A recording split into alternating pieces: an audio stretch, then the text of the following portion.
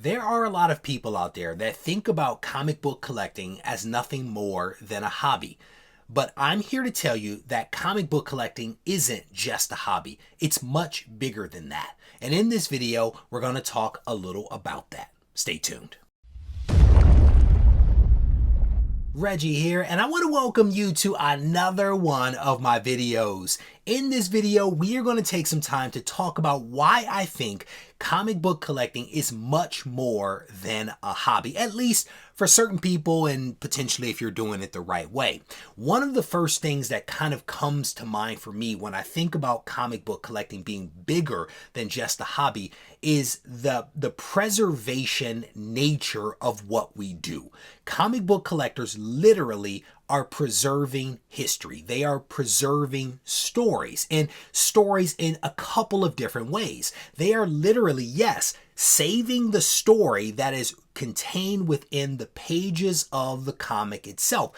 Those stories, although fictional, sometimes represent the sentiment of what is actually happening in the country or within a segment of the population. So they are preserving the literal story, but also the representation of other stories that are being told outside of those pages. They are also collectors, that is, saving the story of creation.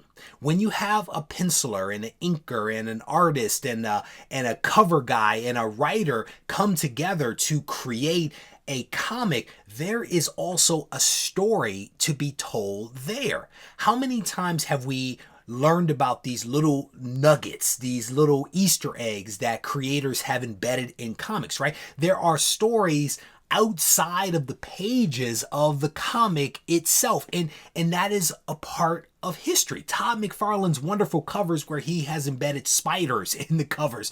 I saw something the other day where our artist had put Charlie Brown and Snoopy in the background of a comic. Those are the stories that go beyond just what's kind of sort of told across the page to these little nuggets of history that I think are also wonderful. If you ever take a look at an older comic that has signs of wear, that comic is also telling a story. It is telling the story of ownership. Some kid, some teenager somewhere owned that comic, read that comic, put all those creases and thumbprints on that book. Potentially, they even wrote their name on the cover or filled out one of the business reply cards on the inside or inked a page or colored in a page. Those are stories of ownership, and those, along with everything else I just mentioned, is what comic book collectors are actually preserving. We are preserving history. Anytime we take a comic and put it with a board inside of a bag, and I think that that's wonderful. The second thing that comes to mind for me is the power of comics to transcend nationality, culture, gender, potentially political parties, depending upon how you look at it. But comics have the ability to get people to connect at a completely different level. I literally have made friends with people all around the world. I know what they like to read. I know what they like to collect. I know what types of books they don't enjoy. But here's the thing. I sometimes don't even know what their real names are or what country or what state they happen to be in, because that actually doesn't matter. We have transcended. We are above the fray, and we are just engaged in a conversation about something that we mutually enjoy, that being comic books. And that to me is a transcendent type of thing. And again, another wonderful reason why this isn't just a hobby. It isn't just something you do and then just put away. It is part of your connection with people. And again, that's amazing. The third thing that comes to mind for me is the emotional fulfillment and achievement that can come from comic book collecting. And you'll recognize this. If you have ever completed a run of comics, when you stick that final book into the bin and you have completed that run, that feeling that you get is exactly what I'm talking about. That is an indescribable type of emotion if you've never experienced it, but completing a run is an amazing thing. If you have ever worked your tail off and hunted and sold or saved your way to a book that you have always wanted. When you get that book in your hand, that silly look that you have on your face, that is the emotional fulfillment that I am actually talking about.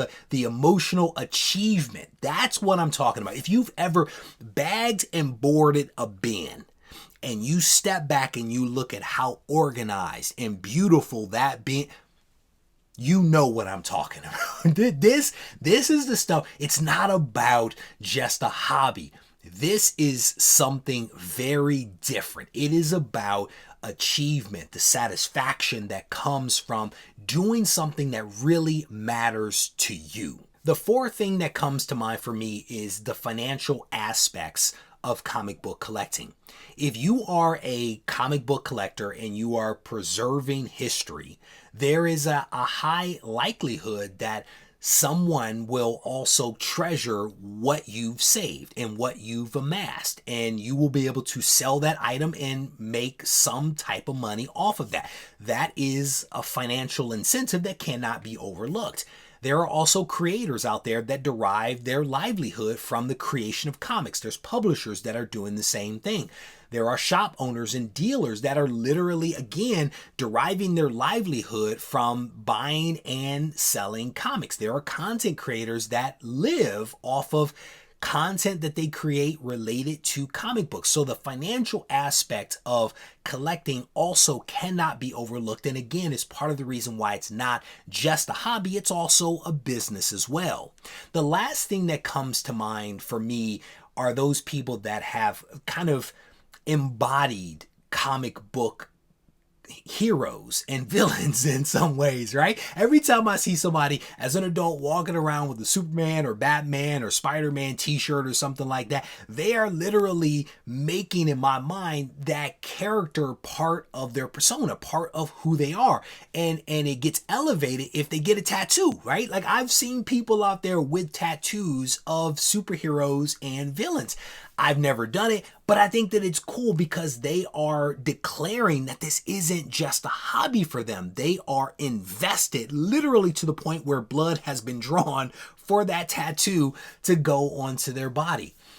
Regardless of where you stand with this, maybe you think of it still as a hobby, that's actually okay. But again, hopefully I've identified a couple of reasons why it's not just a hobby. It is actually bigger and potentially better than just being a hobby.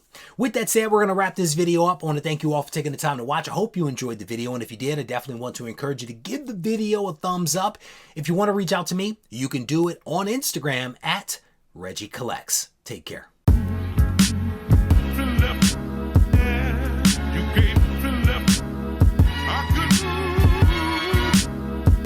Turn me up in my headphones a little bit, like I want to feel it, I want to hear it. All right, that's it right there. I spoke. When the sun rise, till it's burned out. No place to recharge, so we gotta learn how. Conversations with OGs that got dreams that never worked out. So they become masters of dream analysis. They come in the form of barbers and schizos. Warhead with a big nose with his lip.